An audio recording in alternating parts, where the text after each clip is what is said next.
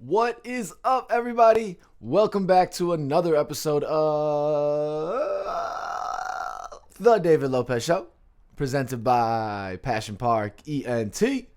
You know what it is. I am glad to be back for another episode. I hope you all enjoyed your week. I hope you, if you're in the Midwest, actually, really, the whole country has been going through this big old cold front. So I hope you're trying to stay warm. It's cold as a bitch over here in Chicago, though. It feels like January, and it's November. I'm not ready for this. But anywho, we are back with another sports episode. This is going to be solo dolo with some picks and some more sports topics that I want to talk about.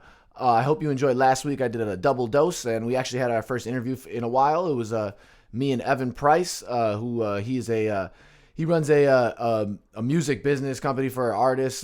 He manages a couple artists. He's a super smart music business guy, and we had a great talk for like an hour about music business and about the industry, and got some good feedback from people who got to check that out. So make sure you go listen to that or watch it on however you are taking in these podcasts. But before I get into all the sports stuff, I have to do my little up top stuff we talk about. You know what I'm saying?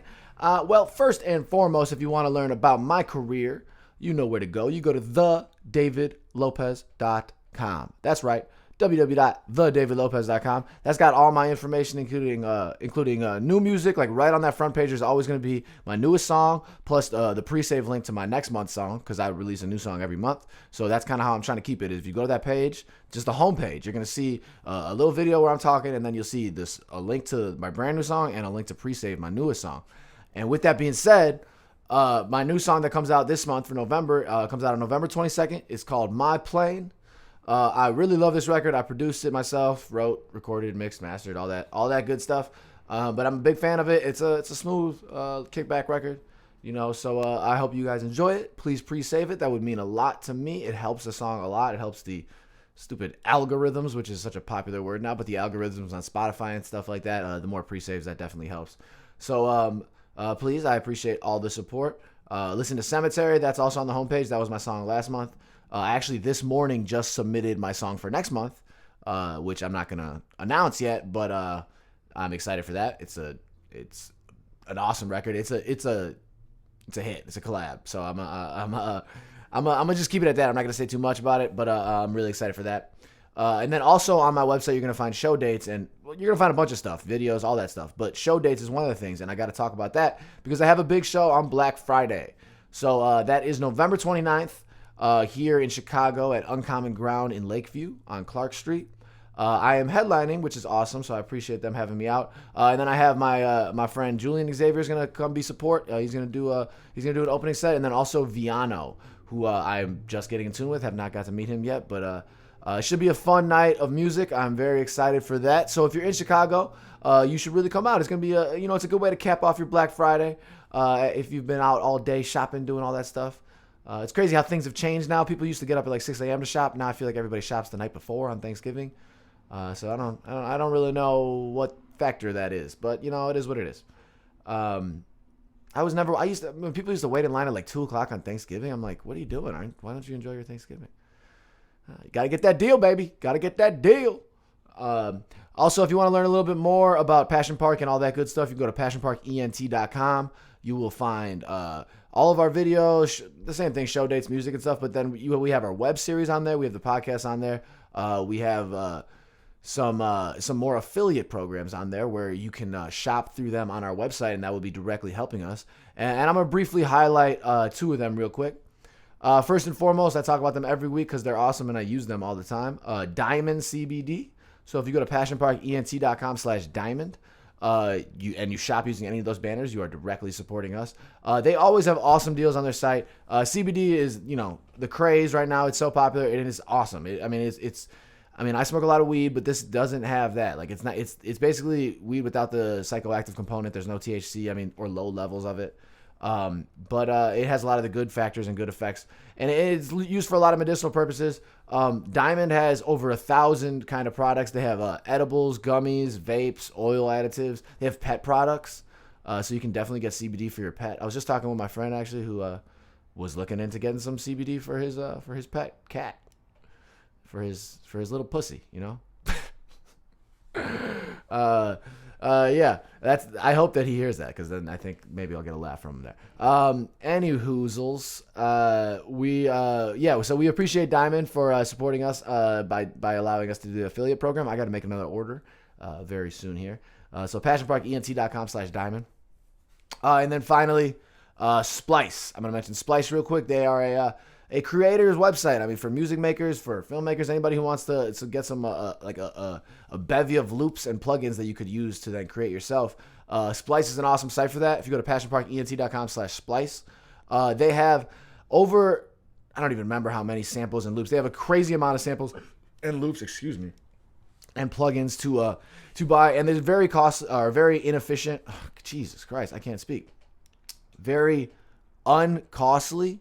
It starts as low as $5.99 a month, and you can get these plugins on a rent-to-own basis. So it's a really good site for like independent creators who want to just want to find some stuff to use to start your new record. So shout out to Splice. Go to passionparkent.com/splice, and you will be directly supporting us if you shop through any of those banners.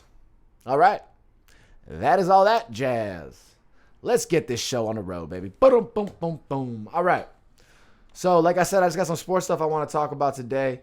We're going to get into, the picks as we usually end it. And before the picks, I'll talk about the Bears, because that's, probably the biggest topic in sports in Chicago. The Bears are the biggest team. NFL is so huge. So anytime the Bears season's going on, basically, if you listen to sports radio, you're going to hear Bears talk.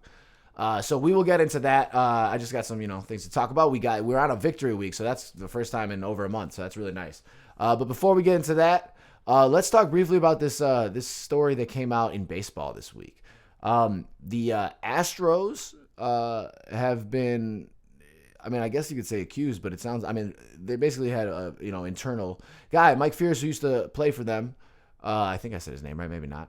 He used to play for them, and he has now come out in this article written by I can't even remember who, but the journalist did a lot of work. I should look into that.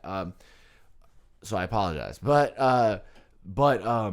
So he came out saying that the Astros were stealing signs using technology by they had cameras in center field that would steal signs, and then there were different things that were happening that could then tip off the players as to what pitch was coming. I heard several things about like knocking on the dugout or like making loud, like certain noises that would then indicate that a changeup is coming, certain things like that. Which is just, very interesting. First off, people have been trying to cheat in baseball all the time, like forever. That's always happened.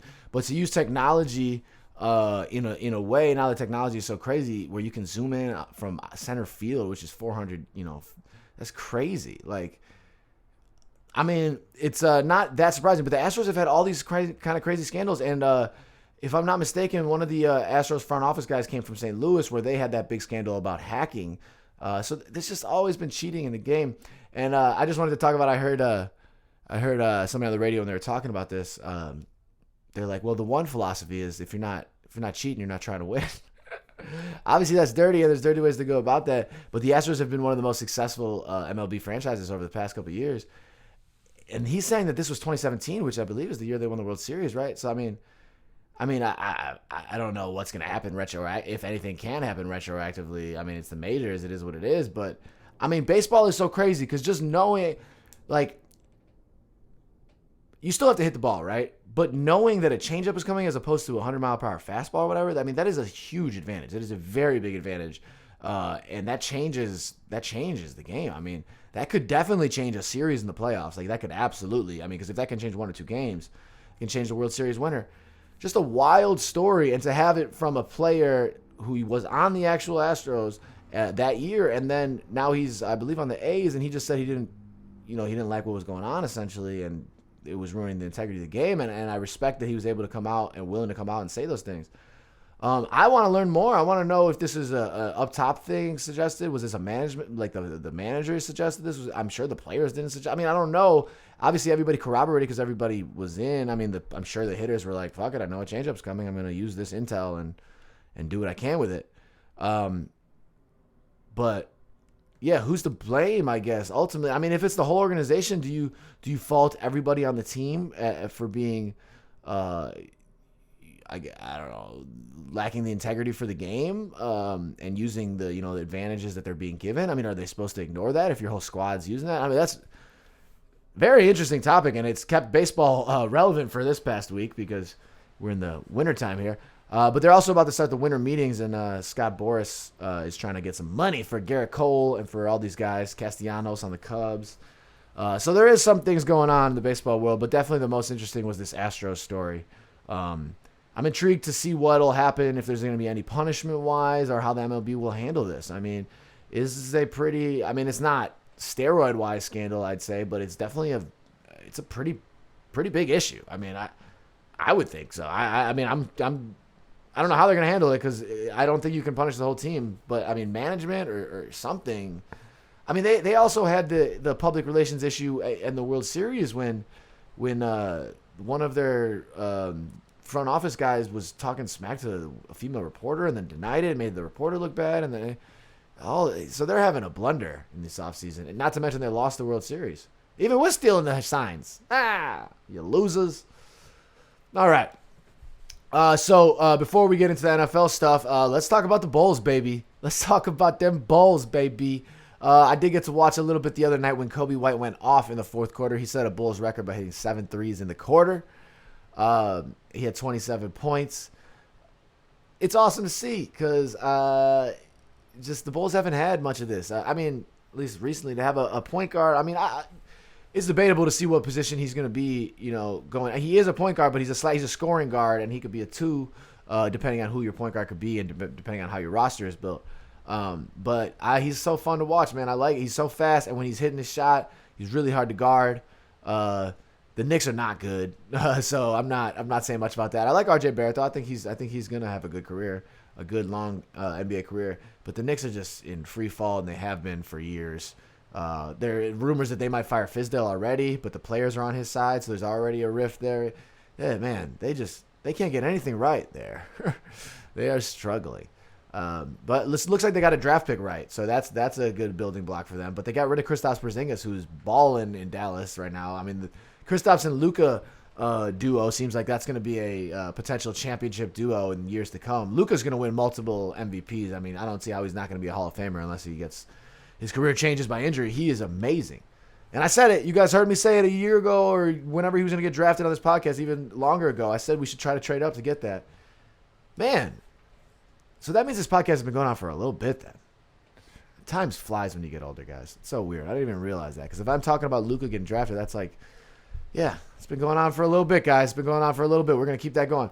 But the Bulls, like I mentioned before, they have flashes. So we don't really know what they are yet. They are still, a couple games under 500 and not really in the race. I mean, I just saw the East playoff standings. Not that it really matters right now, but they show them. And the Bulls aren't even near there because the bottom 2 teams are, I think, like 2 out of 500, 2 under 500. The Cavs are in the playoffs race right now. The most impressive team in the East so far has been the Celtics. They've won 9 in a row. Looks like Kemba Walker's addition and Kyrie Irving's subtraction was all that they needed to go back to a Brad Stevens-led team that looks like it gels together. I don't want to say too much about Kyrie. He's one of the most talented players I've ever seen, but I think that right there does say a lot about Kyrie. So leave it at that, but it looks like the Celtics are going to be really good. Brad Stevens, I mean, we forgot that he was such a good coach, I guess, because last year they had such a bad year. But he's a great coach, and he brings those kind of guys together. I feel like with Gordon Hayward got hurt, and he was playing really well, so that's tough. But he'll come back, and they'll be good. So the Celtics look good. I still think the Sixers would probably be my favorite out of the East. Just when they gel up, when they have everybody. I mean, Embiid's a monster. The Raptors, to me, have been way better than I thought they'd be with minus Kawhi. I mean, you have that swagger from winning the championship, so all those guys who aren't superstars per se have this confidence and this chip on their shoulder because they performed in the biggest moments and they beat the Warriors. They slayed the champ. So I think that's really helping them, and they're looking really good. I mean, I think they're going to be a contender in the East. I don't think they'll come out of the East because in the playoffs you need those stars, I feel like. And Siakam's good, but I don't know. Fred VanVleet, I like him a lot. Rockford's finest, baby. But yeah, the Bulls, man. I just want to watch more. But I'm excited, and I just want to say shout out to Coby White because he's a man. 7 threes in a quarter is impressive. I don't care what level you're playing at. That's impressive. So shout out to Coby on that. And actually, briefly, I want to touch on some basketball stuff in my own life. Let's really do that. I don't even know if you can see because the camera is, kind of far away. It's kind of dark in here. I have a little bit of a bruise around my eyes, a little bit of a black eye. It's from basketball. No fight. I swear, I promise there was no fight. But I got hit driving to the hoop the other night in my league game. Foul. The ref didn't even call a foul. And it's funny because I was shooting threes all game. I was feeling it, and I was also I'm just a shooter sometimes. So I just I wasn't really driving. And it's like one time I drive to the rim in the second half, and I get hit, and they don't call it. I'm like, oh, damn. But I had a really fun. I put this on my IG and stuff like that. I had a fun experience Monday night in my league game. I mean, it was good. I played really well, and then it was also humbling. So I just. So I played really well. I mean, I was hitting my shot. It was a competitive game. We were winning all game. The other team came back, but there was a lot of shit talking all game, right? Like just mad shit talking. I mean, they were talking to the refs and then just whatever. They started tagging me in the second half because in the first half I was hitting shots that weren't really guarding me. So they started tagging me. So they pushed me around, whatever. Blah, blah, blah. It's all good. They weren't really calling that many fouls, but I wasn't saying much. And then I was still hitting shots. Like I was still doing fine. But then it gets competitive. They come back. They tie the game up, and we go to overtime. We blew it. We blew this to go to overtime. Humble brag. There's 2 seconds left. Tie game. We're inbounding the ball at half.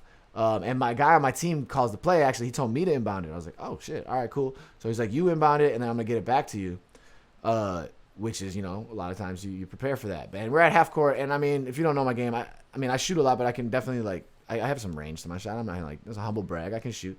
So I pass it into half. I take one. So, actually, no, right before this, though, this is what I have to preface this with.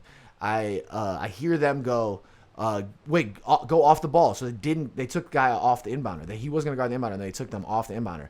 My brother and I have always talked about how so many big plays have happened when they take a guy off the inbounder. You got to put a tall guy in the inbounder. It really changes the course of a last second play. It truly does. And frankly, what would have happened? What happens after this would not have happened if they would have kept the guy in the inbounder. I'm inbounding. I'm not the tallest, but I'm not short. But the guy I had was the big guy. So they back off. So then my guy comes up towards half court, and he peeps open, and I just pass it to him, and I just step right in, and he just hits it right back to me. And since they dropped that guy off, there was nobody really to contest right away. They did contest, but I had basically 3 steps in from half court and just caught it and shot it and swack 'em, bucket at the buzzer. It was awesome. Crowd went wild. It was cool. It was an exciting moment. It was honestly probably it's funny because it's just rec league, and I've played a lot of organized ball my whole life. I played college basketball. And that was definitely the best buzzer beater I've ever had in my life, probably. Just as far as how cool the play was and how everything actually happened. But the least significance of any of them. But long story short, I'm an idiot, right? So this is kind of also humbling because you get a little, I wasn't trying to be too arrogant, but I was like, whatever. I was trying to level up with the guys after, even though we had been talking shit after the game. But I didn't think about how this could sound. So I go up to him and I'm like, yeah, guys, the one thing I always talk about this is taking the guy off the inbounder. I don't think I would have got that shot if you guys didn't take the guy off the inbounder. I feel like I said it pretty calmly. Maybe I didn't say it that calmly. I definitely tried to say it in a friendly manner. There was no shit talking to it.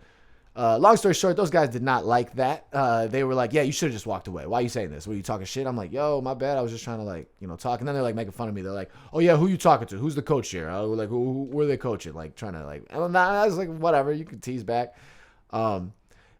I thought it was just going to be me leveling down and talking about basketball with them. One of their dudes really was getting hostile with me because then I started being like, yo, then I started talking shit back. So then it gets, whatever. Nothing fight-wise happened. But then after, my wife is there and she's like, you guys are immature, blah, blah, blah. Smart. This is what women usually do. And then this guy comes down when my wife says that. I'm like, this guy was trying to punk me in front of her. I don't know. He was being stupid. But long story short, when I talked to my wife after, she makes a good point. She's like, I was like, yeah, the timing of what I said probably was wrong. I probably, I understand why they would have got upset. And it's I also understand why I said what I said. So it's both ways. I felt dumb, but then I can forgive myself. It is what it is. But she was like, the problem is that you made those guys hate you so much during the game. Because I talk shit when I play sometimes. And I don't feel like I talk too much, but I just talk. I like playing and having fun. So I'll hit a shot and I'll be like, hey, buckets. I try not to do too much, but sometimes I definitely know that even my teammates, if I don't really know, they can be like, this guy's annoying as fuck. So she was like, I think the problem is that you got them to dislike you so much. And then on top of that, you won and hit the shot to win. They definitely probably didn't like that. So then they didn't even want to talk to you. So even if you're trying to have a level conversation with somebody after, they're not trying to talk to you. And that's important to realize. She's totally right. And it's also important to realize, I've said this before, but it matters so much. I can't even remember where I heard this, but while intention matters and your intention when you say something does matter, and my intention to them was good, how they receive it also matters. And if, wow, pause that. And if they're receiving it in the way, not in the way that I intended, then, I did something wrong. So that's something to be said for that. And I'm going to be very understanding of that. So I wanted to briefly mention that and not go on and not talk about that and not address my eye. I don't know if anybody can even notice that, but I also wanted to just quickly brag about me balling out real quick, because that was definitely the most points I had in a game in some years. So it was good. I got to stop bragging. This is what this podcast is, though, right? I'm just in a room talking about myself to myself for however long I want to. All right, that's enough of that. Before we get into the picks and the Bears talk, the one thing I want to mention is Trey. So Trey Young's been balling in the NBA, obviously, and in the NFL, Lamar Jackson has been balling his ass off, the Ravens quarterback. And they were both really good in college. They both had amazing college careers, but for some reason, all the scouts had these doubts. Like, Trey Young's too short, he's too skinny, he's too small, he's not a good enough defender, he shoots too crazy shots, all these things. Lamar Jackson runs too much, can't throw good enough, and can't sustain being a running quarterback. All these things, and now they're both showing to be just as good in professionally as they were in the levels before. And so Trey Young has 42 points the other night and just is lighting up the Nuggets. And then after he tweets your apology needs to be loud as the disrespect, I believe is the way that it was worded. And then Lamar Jackson, your apology needs to be as loud as the disrespect was. Great quote. I don't know if you heard that or if he just said it, but I love it. And then Lamar Jackson just replies and goes, right? And I love it. That's the cool thing about social media, having these kind of guys like talking about something like that, and we can all see it. But it's a cool feeling to see that, and to see guys who despite what everybody said, they're just like going out doing their business and being like, it is what it is. And I think a lot of us can relate to, like, you were talking shit and then I do better, and then, you're not changing up your tune now. I think a lot of us can relate to that sentiment. So I thought that was really cool, and I just wanted to say that. And shout out to Trey Young. I like watching him play a lot. And so with Lamar Jackson. Not only are they both some of the best young players in the leagues, both of their sports, but they're some of the funnest players to watch. I mean, both of them are so exciting. So yeah. All right. Well, that is that. Let's talk about these Bears, baby. Let's talk about these Bears. Well, they got a W, so that's good. They still, a lot of flaws. The Lions, Stafford didn't even play, so they're playing the Lions. Backup quarterback, they have the worst defense in the league, and we only had less than 300 yards. Our offense looks like it's really got some issues. Mitch did not look good in the first half, really, until the last drive, and he made 3 really good throws in the game. That's what we'll say. He played all right. He played better than he's played in the past, but he made, he missed some throws, but he made a couple really good throws. He had 3 touchdown passes that a couple of them were really nice. So, that's good. It's good to see those things. It's good to get on the W train, getting club dub. 4 straight losses is tough. So they're 4-5, technically still in the playoff hunt. I know I said it's over, most of us here. This is how Chicago fans react. We were like, it's over. Not technically over. They got to do a lot of winning here. They got to go on a streak, which we'll talk about with who they're playing this Sunday in LA. It's going to be a tough game, but it's probably going to be a gross game to watch. And both teams, their offenses are just struggling. And we'll get into that when I get into the spread part. But I just wanted to say, Bears. It's good to get a victory, even though it was kind of an ugly game to watch. I got to watch it with some of my friends and order some Buffalo Joes. So if you're from Chicago, if you're from Northside, you know what's up. What's cracking with Buff Joes. So we did that, and we watched the Bears, and it was a good victory Sunday. So I was happy to see that. They still, though, it felt like they had the game, and it felt like they were going to win the whole game. But then still down the stretch, the Lions still had a chance because the Bears could not close out the game. They got a 3-0 at the end of the game, so they can't. So it didn't look good. This game was still kind of in doubt, and that was kind of unsettling. But yeah, you got to beat that Lions team by more. But at least it's just hard to get wins in the NFL, and they got to win. So let's go on and keep it moving with that. And with that being said, let's move on to these Week 11 picks.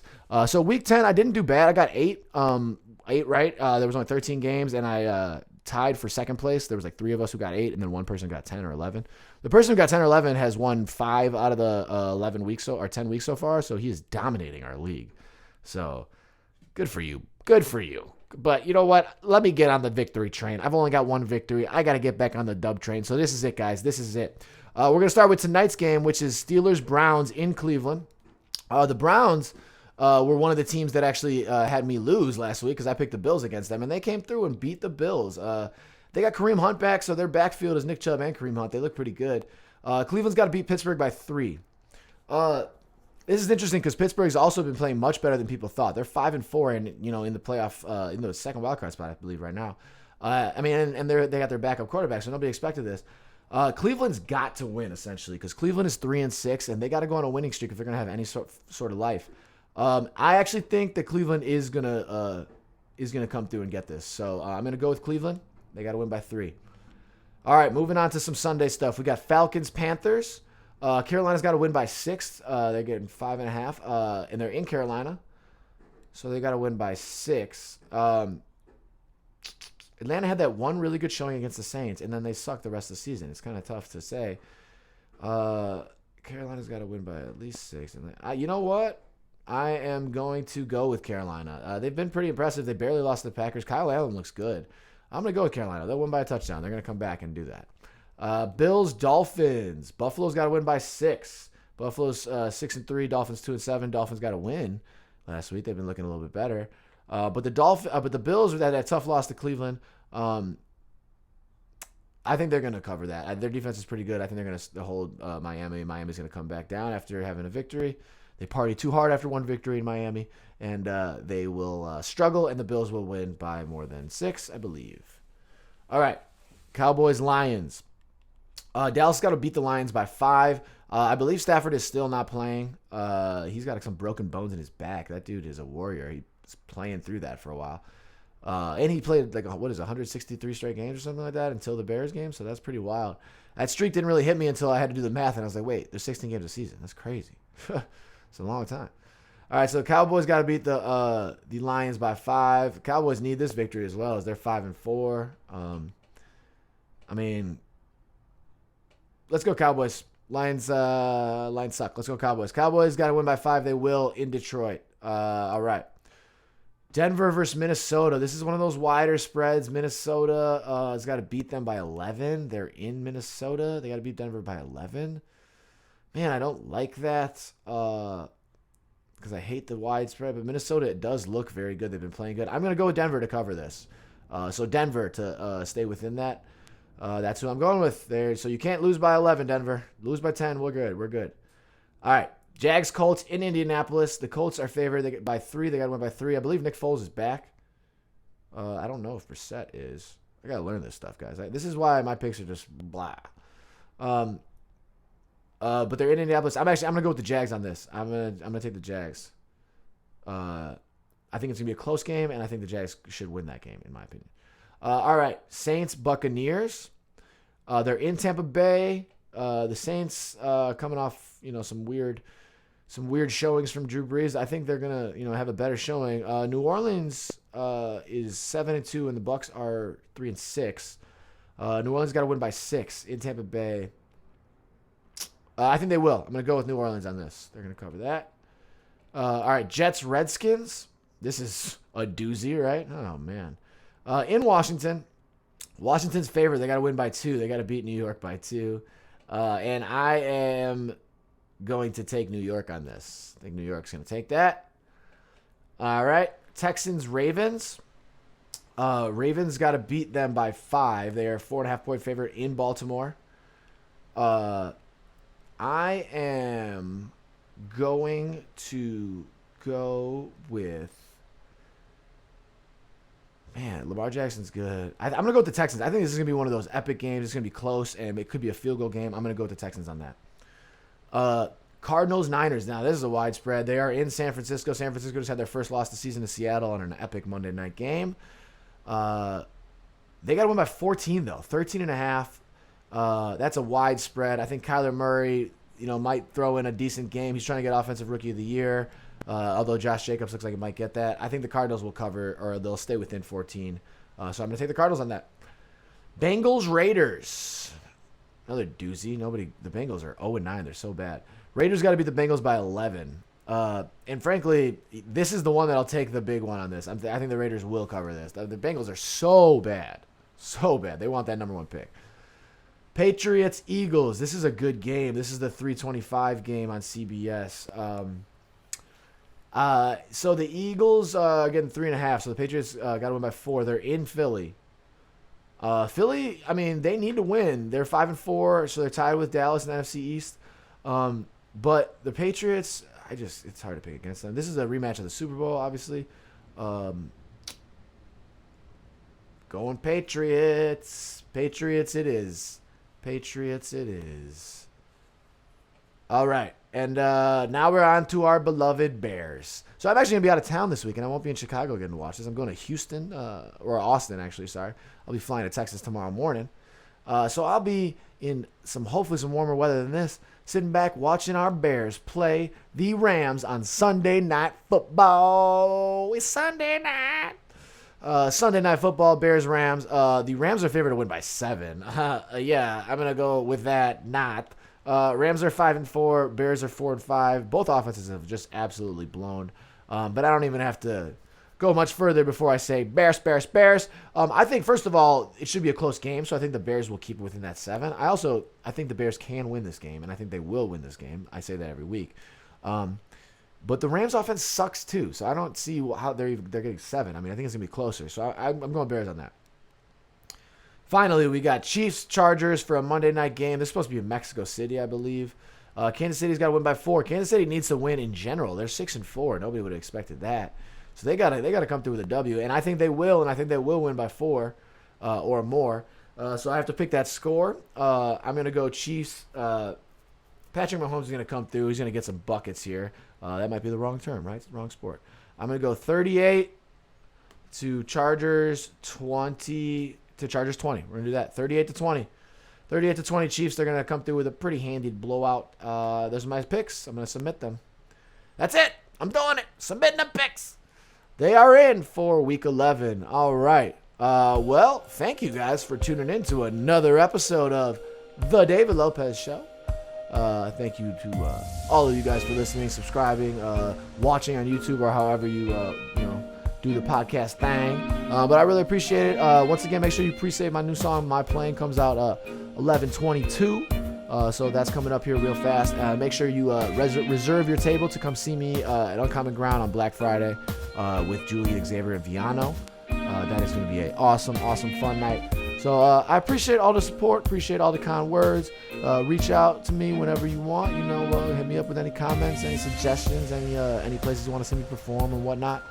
But also, just do me a favor and enjoy your week. Stay positive, do the right thing, and holla, holla, holla. Appreciate you guys. See ya. Peace.